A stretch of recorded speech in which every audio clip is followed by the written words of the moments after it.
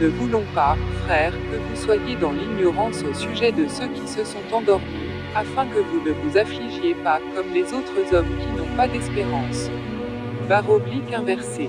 Car si nous croyons que Jésus est mort et qu'il est ressuscité, croyons aussi que Dieu amènera avec Jésus ceux qui se sont endormis en lui. Voici, en effet, ce que nous vous déclarons d'après la parole du Seigneur, nous, les vivants, laissés pour l'avènement du Seigneur, nous ne devancerons pas ceux qui se sont endormis. Car, au signal donné, à la voix de l'archange, au son de la trompette divine, le Seigneur lui-même descendra du ciel, et ceux qui sont morts dans le Christ ressusciteront d'abord. Puis nous, qui vivons, qui sommes restés, nous serons emportés avec eux sur les nuées à la rencontre du Seigneur dans les airs, et ainsi nous serons pour toujours avec le Seigneur. Consolez-vous donc les uns les autres par ces paroles. 1 Thessaloniciens chapitre 5. Quant au temps et au moment, il n'est pas besoin, frères, de vous en écrire. Car vous savez très bien vous-même que le jour du Seigneur vient ainsi qu'un voleur pendant la nuit. Quand les hommes diront « paix et sûreté », c'est alors qu'une ruine soudaine fondra sur eux comme la douleur sur la femme qui doit enfanter, et ils n'y échapperont point. Mais vous, frères, vous n'êtes pas dans les ténèbres, pour que ce jour vous surprenne comme un voleur. Oui, vous êtes tous enfants de lumière et enfants du jour, nous ne sommes pas de la nuit, ni des ténèbres.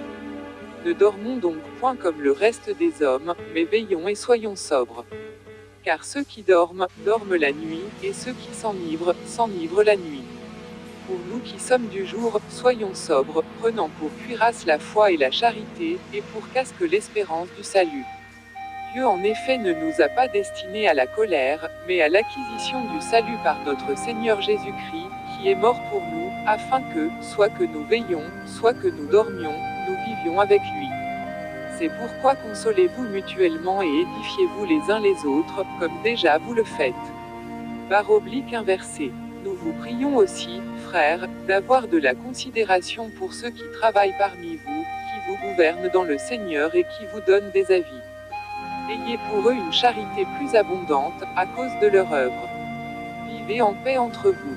Nous vous en prions, frères, reprenez ceux qui troublent l'ordre, consolez les pusillanimes, soutenez les faibles, usez de patience envers tous. Prenez garde à ce que nul ne rende à un autre le mal pour le mal, mais toujours cherchez ce qui est bien, les uns pour les autres et pour tous. Soyez toujours joyeux, priez sans cesse. En toutes choses rendez grâce, car c'est la volonté de Dieu dans le Christ Jésus à l'égard de vous tous.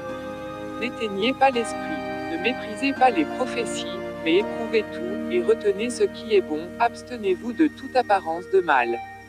Que le Dieu de paix lui-même vous sanctifie tout entier, et que tout ce qui est en vous, l'esprit, l'âme et le corps, se conserve sans reproche jusqu'au jour de l'avènement de notre Seigneur Jésus-Christ.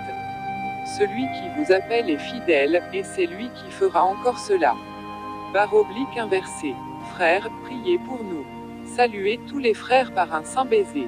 Je vous en conjure par le Seigneur que cette lettre soit lue à tous les saints frères. Que la grâce de notre Seigneur Jésus-Christ soit avec vous.